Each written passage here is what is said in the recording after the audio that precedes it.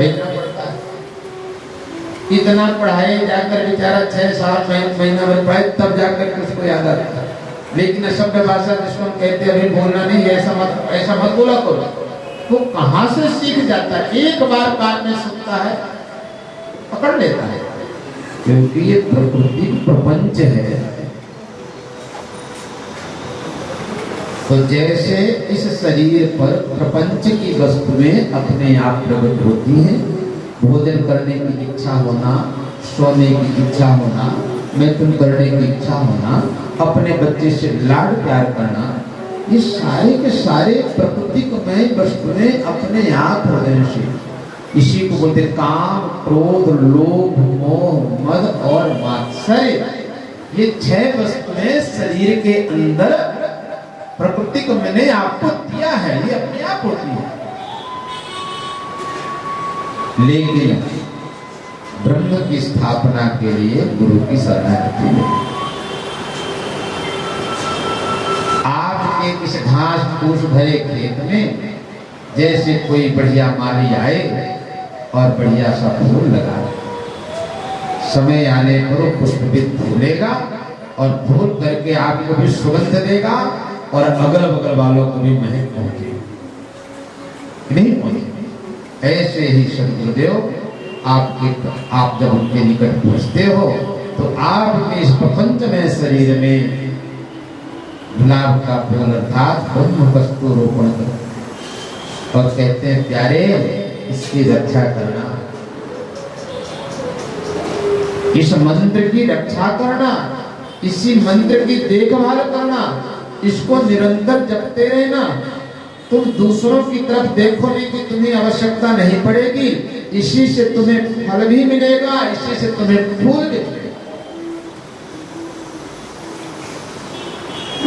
एक ही साधे सब सदे सब साधे, शास्त्र ने हमारे कहा कि पिता ने जिसके वही आपका सर्वस्व है, आपने हाथ पकड़ लिया वही आपका है। और वो भी कहता है ये हमारे जीवन संगिनी है, आप कहती है हमारे जीवन साथी। जीवन संगिनी और जीवन साथी वो भार उठाता है, क्योंकि आपने दिल से उनको स्वीकार किया और सबके सामने स्वीकार किया।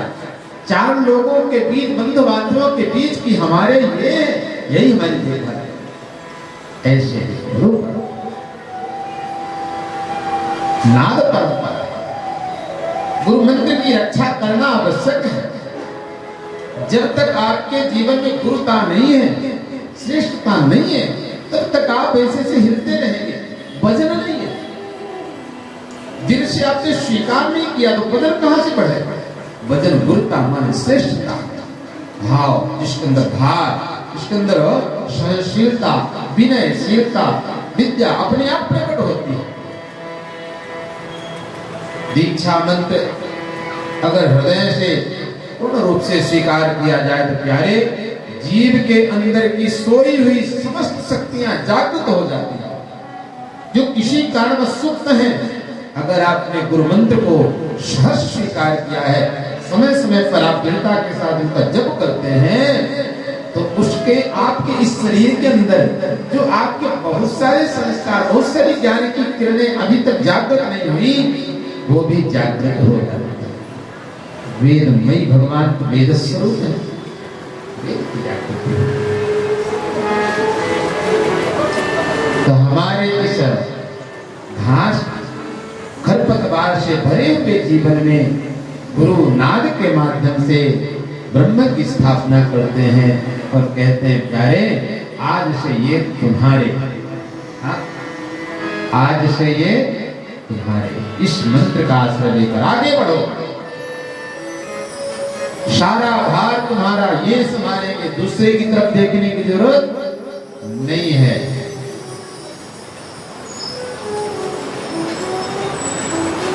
लौकिक जगत में देखा जाता है कि पिता सामर्थ्यवान नहीं होता है, तब भी बेटे की कोई इच्छा होती है तो किससे बोलता है? पिता से बोलता है ना, पड़ोसी से तो नहीं बोलता है। भले उसके पास सारी व्यवस्था भरी पड़ी हो, और उसके मन में कोई चाहत आती है तो अपने पिता से ही बोलता है। ठीक ऐसे ही जब हम दीक्षित हो जाते हैं तो उनके सामने होते हैं, और जब उनके सामने होते हैं तो सहज सरल होते हैं, निर्मल भाव से होते हैं, और उसे कहते हैं कि अब ऐसी ऐसी समस्या अब आप भी देख लो। हमने तो प्रयास कर लिया, पर ये बातें प्यारे शंकर की हैं। आप सब जब पुत्र बड़ा हो जाता है तो पिता से कब मांगना है, कितना मांगना है, मांगने में भी संकोच वो करता है कि सब कुछ तो इन्होंने दिया, अब क्या बार बार मांगे। ऐसे ही भक्त जो होता है, जो शिष्य होता है, जो स्वीकार करता है भगवान को, उन नाम मंत्र को, उनके सामने निरंतर मांगता नहीं है, पर जाता प्रतिदिन है। जाने का मतलब है प्रतिदिन बैठे बैठे माला चलती चलती। एक दिन जो स्थिति होती है वो जगह दिखता है, सारी कामनाएं सिद्ध हो जाती है। साहब प्यारे, लोग सिद्धि ढूंढने जाते हैं, अरे किसी की सिद्धि है तो उसी के काम आएगी, आपके काम नहीं आएगी। आपको अपनी जिह्वा मार्ग से स्वतः अपने कार्य को सिद्ध करना पड़ेगा। सिद्धि ढूंढने का प्रयास न करो, तुम्हारे अंदर जो मंत्र है वो परम सिद्ध है। अखंड मंडलाकार व्याप्तमयेन चराचर तत्पदं दर्शितं येन तस्मै श्री गुरुवे नमः। अखंड मंडलाकारं, जिसका संग आपने पकड़ा है, जिसे आपने अपने कर्ण कुहर से हृदय के कंज में जिसे बिठाया है, जिस नाम मंत्र को, वो कोई नाम मंत्र कैसा है? नाम मंत्र अखंड मंडलाकार, जगत व्याप्त मंत्र है, इसलिए आपको कहीं ढूंढने की जरूरत नहीं है, वो हृदय में ही है। सारी सिद्धियां यही हैं। जो कुछ कहना, पूछना, सुनना है इन्हीं से सुनिए। जिनको आपने इस कर्ण कुहर से वहां पर आपने भेजा, यही सब करेंगे, यही सारी सिद्धियां लेंगे। गोस्वामी जी कहते हैं प्यारे, दुनिया की कितनी सिद्धि एकत्रित कर लो, परंतु गुरु दीन भव निधि तरय न कोई। गुरु दीन भव निधि तरय न कोई। जो निरंजी संग संग होई। जो निरंजी संग संग होई। गुरु दीन भव तरय न कोई।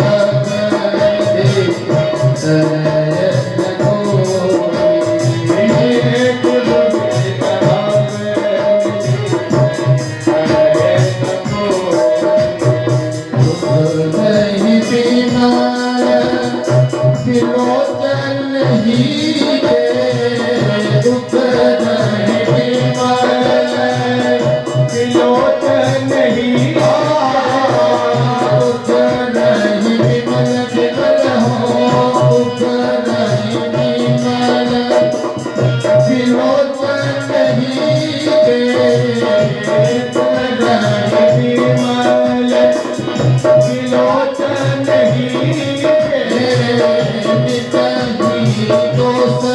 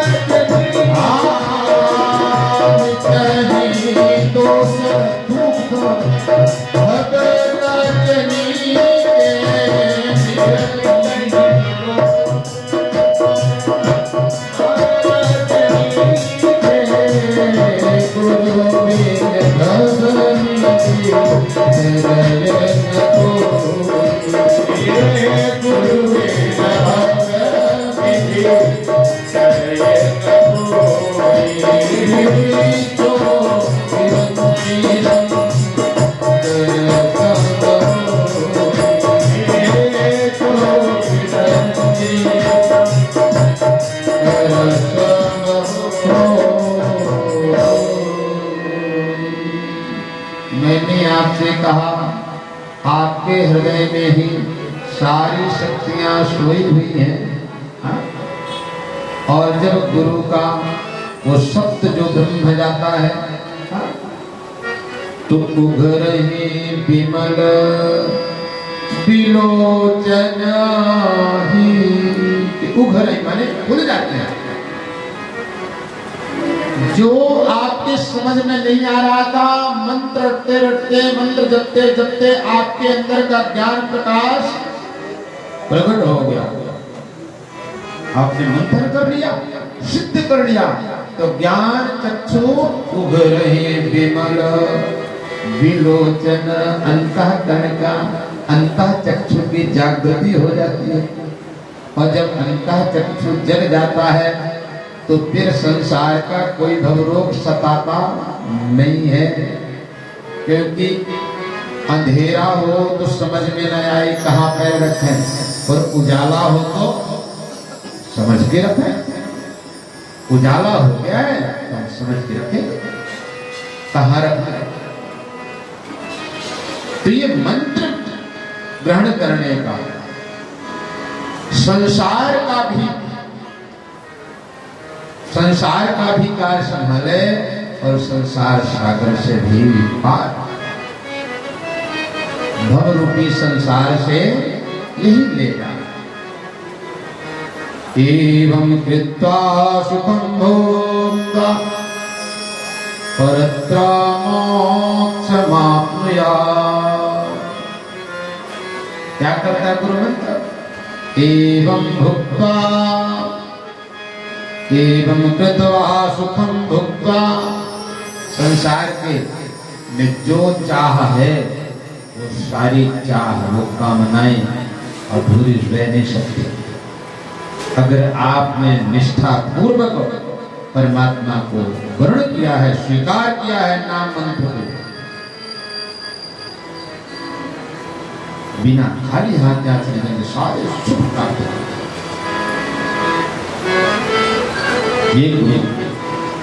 इसलिए मंत्र की धारणा, क्या बढ़िया बढ़िया मंत्र हैं, हम लोग पढ़ते हैं पर दर्शन कम कर पाते हैं। गुरुर्ब्रह्मा गुरुर्विष्णु गुरुर्देव महेश्वरः, गुरु साक्षात् परं ब्रह्म तस्मै श्री गुरुवे। क्या कहता है? गुरुर्ब्रह्मा, गुरु कौन है? ब्रह्मा। ब्रह्मा जी क्या करते हैं? सृजन, जन्म देते हैं, निर्माण करते हैं, बनाते हैं। ब्रह्मा कौन? ब्रह्मजानाति स ब्राह्मणः। इसलिए गुरु कौन होना चाहिए? ब्राह्मण। कोई कितना भी विद्वान हो, महामुनि हो सकता है, महाज्ञानी हो सकता है, पर गुरु तो केवल द्रौपदी कहती हैं जिन्हें आप पकड़ कर के लाए हैं, ब्राह्मणा मितराम गुरु। ब्राह्मण नित्य गुरु श्रेष्ठ है। ये जैसे हैं, जो भी हैं, सत्य के लिए पर्याप्त है। गुरु पहला मंत्र क्या है? गुरुर्ब्रह्मा, बनाने का काम, जन्म देने का काम, निर्माण कर देने का। हृदय में आपके क्या लगा दिया, एक बीज रख दिया आपके हृदय में, नाम रूपी बीज, नाम मंत्र रूपी गुरु बीज रख दिया। अब वही गुरु उसकी सेवा भी करेगा। तो इसलिए गुरु विष्णु, पोषण का काम किनका, भगवान विष्णु का है। संसार में हमारा पोषण, हमारी इच्छाओं पर अनुकंपा कौन करते हैं, भगवान विष्णु करते हैं। उस समस्त कामनाओं को हमारे पूर्ण करते हैं।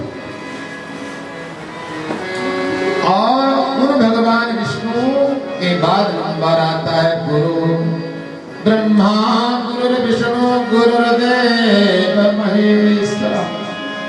महेश संहारक शक्ति, भगवान महाकाल हमारे जीवन में आने वाली समस्त बाधाओं को दूर करो। जुड़े रहें चरण से, बाधाओं को दूर करें और भक्ति निरंतर बढ़ाए रखें। एक पेड़ लगा दे, दूसरा उसका पोषण कर दे, पेड़ को बड़ा कर दे। और समय समय पर पेड़ के पास जो आने वाले खरपतवार हैं, जिनकी वजह से हमारी बाधा आ रही है, उनका शमन कौन करे, भगवान महाकाल। नयावद सुखम शांति संतापनाशं, नयावद उमाना पादारविंदम, नयावद उमाना पादारविंदम, भजन्ति हसोकिता श्रीका नरायणा, भजन्ति हसोके हरेगा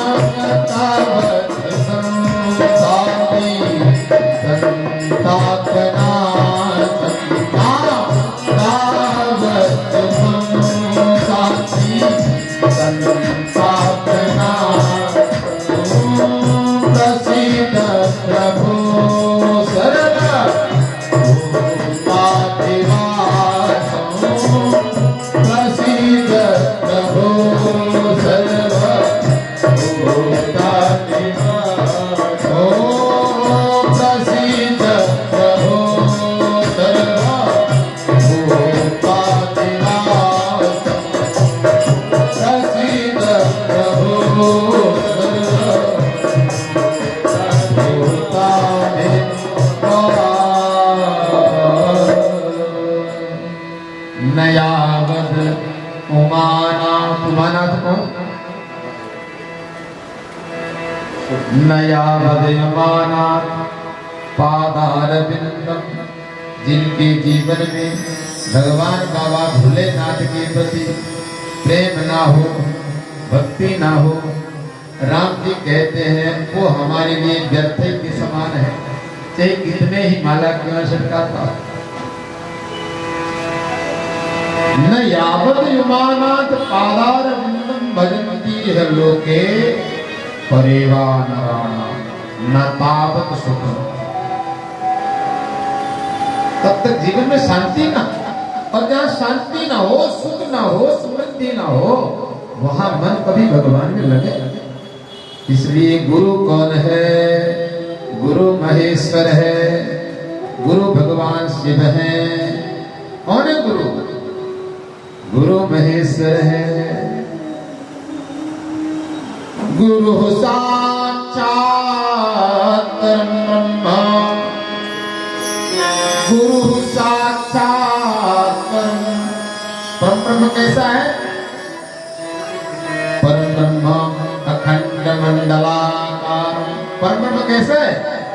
अखंड मंडलाकार व्याप्तम येन चराचर। ब्रह्म तो कण कण में व्याप्त है। गुरु कैसा है? जो कण कण में आपके रोम रोम में रह रहा है, एक एक अंग की आपकी। एक महात्मा जी कह रहे थे कि हनुमान जी जब लंका जा रहे थे तो जब हनुमान जी लंका चले तो मारे जोश के जो पैर पटका तो तुरंत वो पहाड़ पाताल की तरफ बोले, इतने जोर से पैर पटके कि वो पाताल चला गया। और हनुमान जी के चोट खरोच भी ना रही। महाप्रसाद की व्यवस्था है, पूरा वादा हुआ था कि लोग प्रसाद खा के जाएंगे, कहीं भी भटक नहीं, प्रसाद यही लेना है। और ये जो बन रहा है ये आप सबको लोगों के लिए बन रहा है। हम तो कहते हैं तब तक मनोरमा नगर दर्शन करके आइए, उधर से उनको भी लेके आइए। अखंड मंडलाकार, उस महिमा उनकी महिमा है जो रोम रोम में। तस्मै श्री गुरुवे नमः।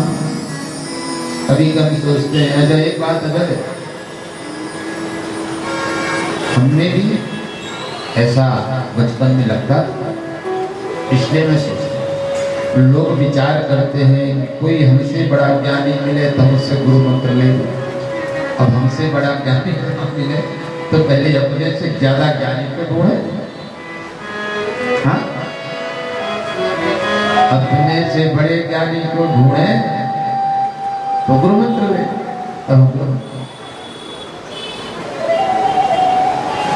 देवर्षि नारद वीणा बजाते पृथ्वी पर भ्रमण की। भगवान का नित्य निरंतर भगवान के नाम मंत्र में लगे रहते हैं। वीणा दिन की एक ही ध्वनि श्रीमन नारायण नारायण। नित्य भगवान के दर्शन दरबार में वैकुंठ लोक में उनकी उपस्थिति हो रही है। इंद्र के यहाँ स्वर्ग लोग जब चाहते हैं।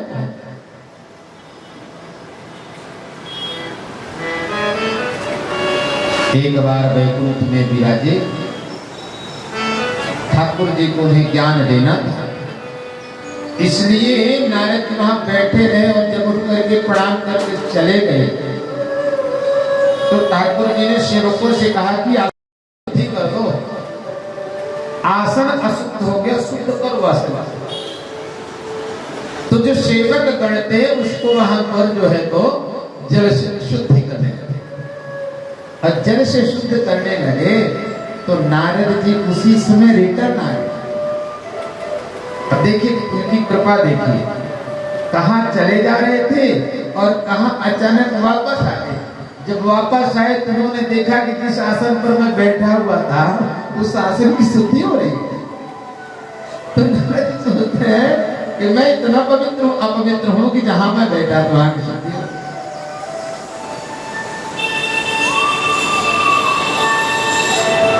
नारद जी ने ठाकुर जी के सामने हाथ जोड़े, कारण पूछा।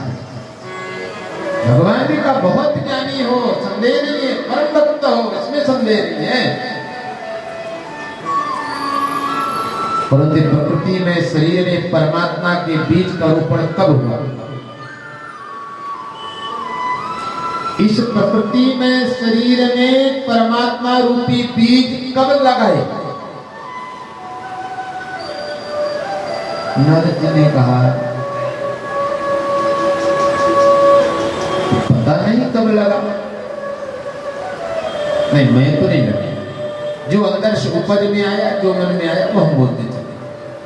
भगवान ने कहा प्यारे, जब तक परमात्मा रूपी बीज इस प्रकृति में शरीर में रोपण न किया जाए तब तक चाहे जितना भी इसको घसा मला जाए, जितनी पूजा कर लो, जितने यज्ञ कर लो, ये शुद्ध होने वाला नहीं है। इसमें परमात्मा रूपी बीज की स्थापना। और नारद जी को भी यही लगता था कि हमें क्या भूल, अब हमारे आगे तो फिर केवल एक ही है? हम ही हैं सबसे बड़े। तो भगवान ने कहा नारद गुरु बनाने के लिए बहुत विचार न करो, जब अवसर मिल जाए ज्ञान चक्षु खुल जाए, लेकिन आज तो मुझे दीक्षा लेनी है। हम भी जब पढ़ करके आए थे, बड़े जो श्रेष्ठ थे हमारे वंश परंपरा में भी, उन्होंने कई बार कहा कि भाई वेद तो पढ़ लिए पर दीक्षा कहाँ लिए, बिना दीक्षा का कोई सिद्धि नहीं है। तो हम भी बचपने में टाल टहल करते थे, अरे क्या गुरु मंत्र लेना, लेने इतनी पढ़ाई करने का। लेकिन गोविंद जी की ऐसी महिमा, ऐसी कृपा हुई कि एकाएक हृदय में ऐसी भूख जगी मंत्र की, जब तो मंत्र लेना है जल्दी से जल्दी लेना है, उन्होंने रात दिन चैन नहीं आवे, दीक्षा लेनी है, दीक्षा लेनी है। गुरु गुरु गुरु इसी बम्बई में 2-4 महात्माओं के पास गया पर दीक्षा न मिल पाई। अब तो और मन बेचैन होने लगा, परंतु ठाकुर जी की जहाँ कृपा होती है, भगवान शंकराचार्य जी का पादार्पण हुआ और उन्होंने अपना बरदस्त बोल सद्गुरुदेव भगवान। और शंकराचार्य पीठ की शरणागति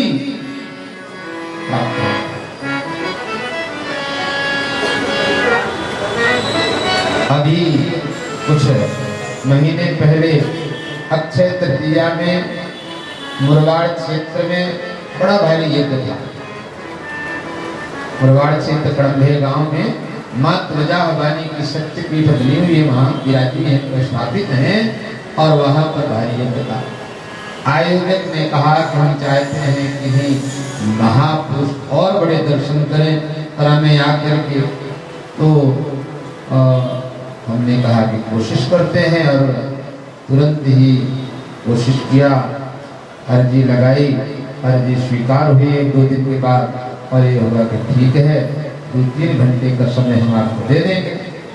और भगवान सतगुरु देव वहाँ पधारे, परंतु समय तो गुरु जी हमारे पधार करके बहुत सारी उन्होंने बातें कही, और बातें कहते कहते गुरु जी ने वहाँ पर विराजे कई लोगों के दिलों में संशय था कि ये दीक्षा कहाँ ले, कैसे ले। तो गुरु जी ने कहा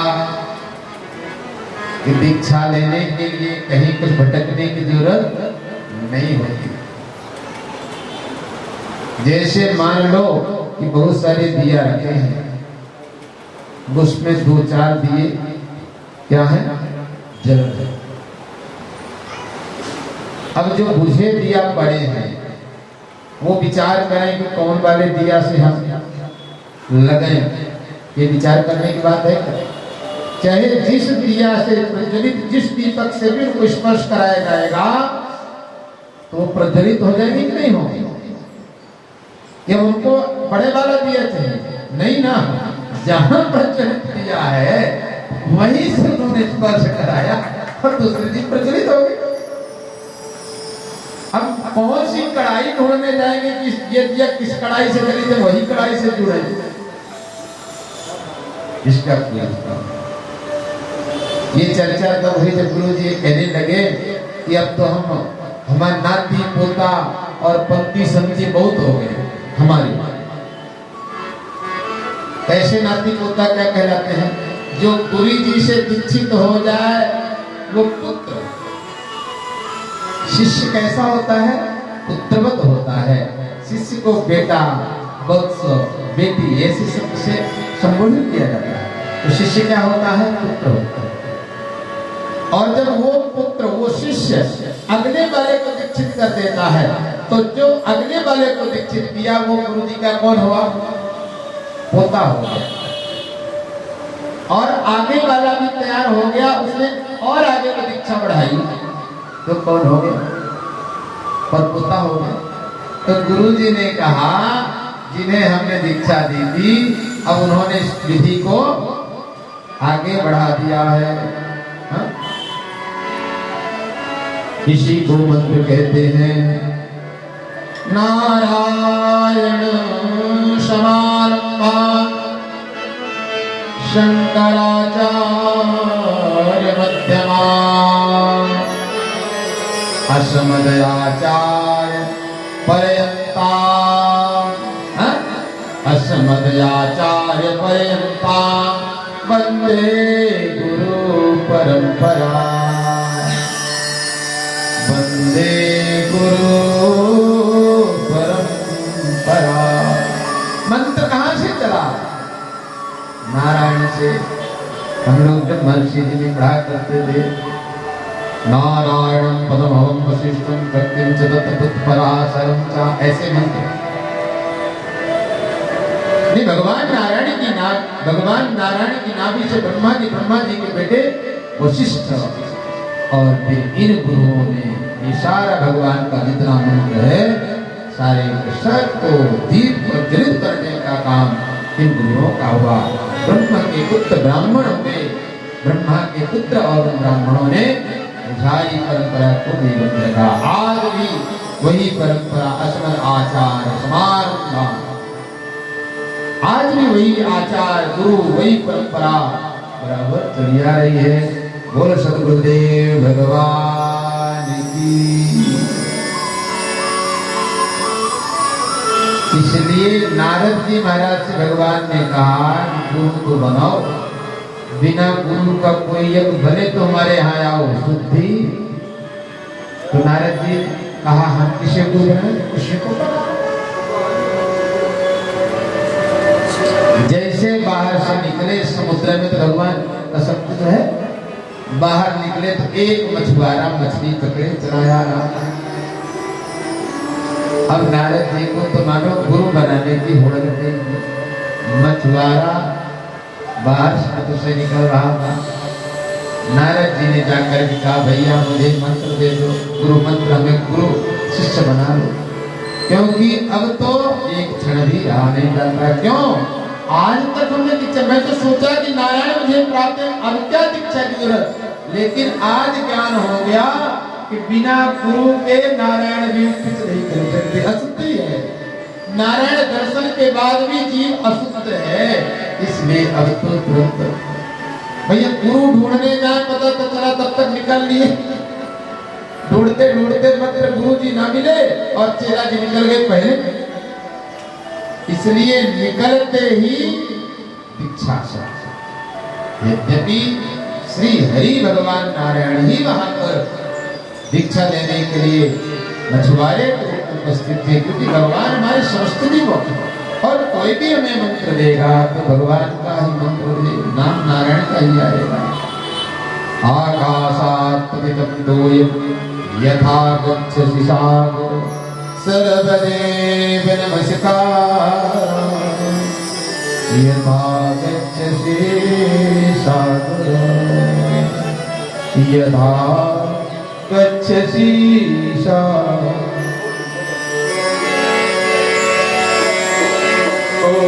ब्रह्मा गुरुर्विष्णु गुरुर्देवो महेश्वरा गुरुर्साक्षात् परं ब्रह्म तस्मै श्री गुरु